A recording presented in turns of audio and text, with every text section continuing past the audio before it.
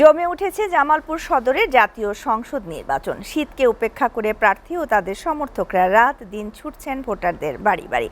সদর উপজেলার একটি পৌরসভা ও 15টি ইউনিয়নে জামালপুর সদর 5 আসনের নির্বাচনের খবর নিয়ে বিস্তারিত জামালপুর প্রতিনিধি ফজলে ইলাহি মাকামের প্রতিবেদনে দেখুন বিস্তারিত।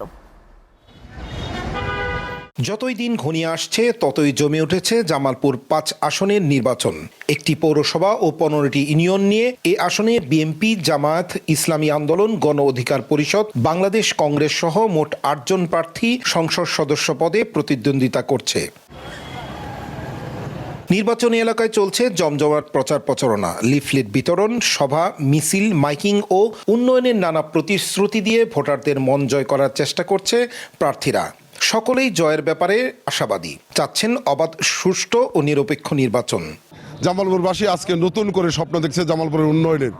আমাদের বিশ্বাস, গত 17 বছরের আন্দোলন সংগ্রামে প্রতিটি কর্মসূচিতে জামালপুরের জনপদে আমরা ছিলাম।